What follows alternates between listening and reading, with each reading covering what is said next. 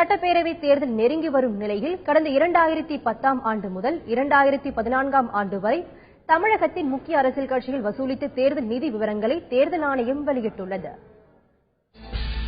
நாடு முழுவதும் உள்ள அரசியல் கட்சிகள் தேர்தலை சந்திப்பதற்காக கட்சி தொண்டர்கள் மற்றும் தனியார் தொழில் நிறுவனங்களிடம் தேர்தல் நிதி வசூலிப்பது வழக்கம். 20,000 ரூபாய்க்கு மேல் தேர்தல் நிதி வழங்கும் நபர் மற்றும் தனியார் நிறுவனங்கள் குறித்த விவரங்களை அரசியல் கட்சிகள் தேர்தல் ஆணையத்திற்கு அளிக்க வேண்டும்.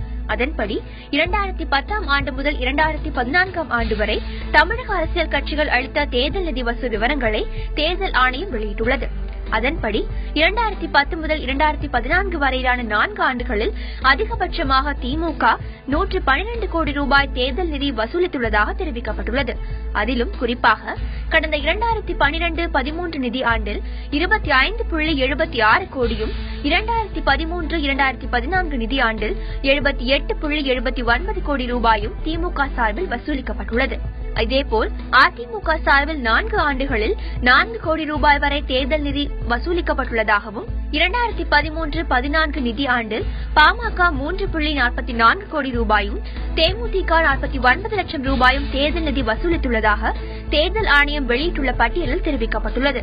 தேர்தல் ஆணையத்திற்கான அதிகாரம் அதிகரிக்கப்பட்டால் மட்டுமே அரசியல் கட்சிகள் வசூலிக்கும் தேர்தல் நிதி குறித்த உண்மையான விவரங்கள் வெளிக்கொண்டு வர முடியும் என சமூக ஆர்வலர்கள் கூறியுள்ளனர்.